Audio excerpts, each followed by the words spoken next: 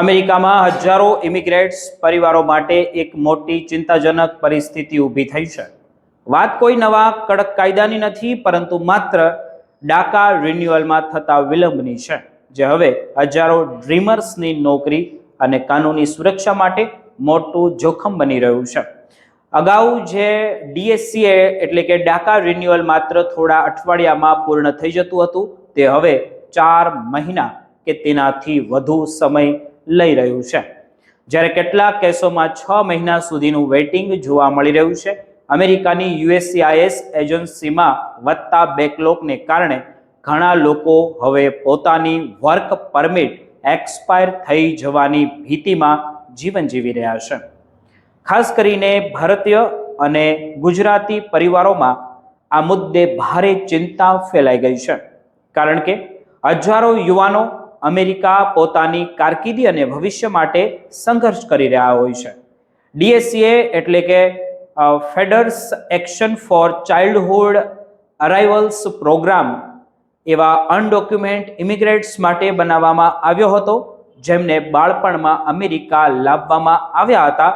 આવા પુરાવાને સામાન્ય રીતે ડ્રીમર્સ તરીકે ઓળખવામાં આવે છે. આ પ્રોગ્રામ તેમને દેશ નિકાલથી તાત્કાલિક સુરક્ષા અને કામ કરવાની કાનૂની પરવાનગી આપે છે. જો કે આ સંપૂર્ણ ગ્રીન કાર્ડ કે કોઈ કાયમી કાનૂની સ્ટેટસ અમેરિકાનું નથી, એટલે જ સમયસર રિન્યુઅલ ખૂબ જ મહત્વપૂર્ણ તમારી માટે બની ગયું છે. જો રિન્યુઅલ મોડું થાય તો વ્યક્તિનું વર્ક ઓથોરાઇઝેશન સમાપ્ત થઈ શકે છે અને તેની સીધી અસર નોકરી પર પડી શકે છે. યુએસસીઆઈએસના તાજા આંકડા અનુસાર ગયા નાણાકીય વર્ષમાં ડાકા રિન્યુઅલ સરેરાશ 15 દિવસમાં પ્રોસેસ થઈ જતું હતું, પરંતુ હવે તેમાં સરેરાશ સમય 70 દિવસથી વધુ થઈ ગયો છે. ફોર્મ I-821D અને ફોર્મ I-765 જેવી મુખ્ય અરજીઓમાં ભારે વિલંબ નોંધાયો છે. એપ્રિલ 2026ના ડાટા મુજબ જોઈએ તો ઘણા અરજદારોને લગભગ 122 દિવસ એટલે કે 4 મહિના સુધી રાહ જોવી પડી રહી છે, જ્યારે કેટલાક કેસોમાં આ સમય 183 દિવસ સુધી પહોંચી ગયો છે. આ બેકલોગ હવે હજારો ડ્રીમર્સ માટે સીધું નોકરી ગુમાવવાનું જોખમ બની ગયો છે, કારણ કે અમેરિકામાં કોઈ પણ એમ્પ્લોયર એક્સપાયર થયેલી વર્ક પરમિટ પર કર્મચારીને નોકરીમાં રાખી શકતો નથી. એટલે કે જો નવી પરમિટ સમયસર મંજૂર ન થાય તો લોકોની નોકરી સીધી જોખમમાં આવી શકે છે. જો કે પરમિટ પૂરી થવાની વ્યક્તિને તરત જ દેશ નિકાલ કરવામાં આવતો નથી, પરંતુ તેની કાનૂની સુરક્ષા નબળી પડી જાય છે અને વ્યક્તિ ઇમિગ્રેશન લિમ્બો જેવી અનિશ્ચિત સ્થિતિમાં ફસાઈ જાય છે. યુએસસીઆઈએસના સત્તાવાર નિયમો મુજબ જોઈએ તો ડાકા લાભાર્થીઓએ તેમની વર્તમાન પરમિટની એક્સપાયરી પહેલા લગભગ 120 થી 150 દિવસ અગાઉ રિન્યુઅલ માટે અરજી કરી દેવી જોઈએ. એટલે કે 4 થી 5 મહિના પહેલા ફાઇલિંગ કરવું હવે ખૂબ જ જરૂરી બની ગયું છે.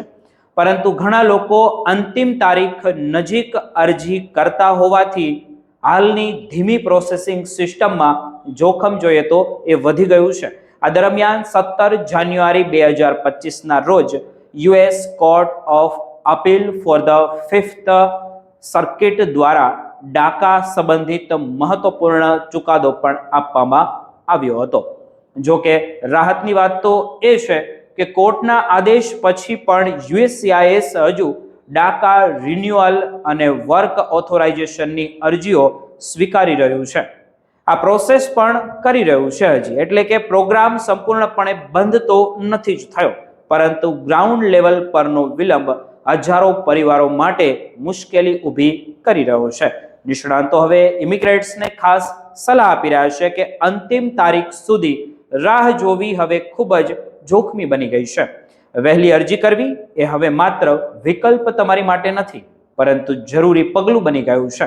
અને સાથે અરજદારોએ પોતાની યુએસસીઆઈએસ રસીદો અને ફોર્મ I-797 એપ્રુવલ નોટિસ અને ઓનલાઈન એકાઉન્ટ અપડેટ્સ અને એક્સપાયરી ડેટનું સતત મોનિટરિંગ કરવું જોઈએ, કારણ કે એક નાનું પેપરવર્ક ડિલે હવે હજારો લોકોના ભવિષ્ય પર મોટી અસર કરી રહ્યું છે.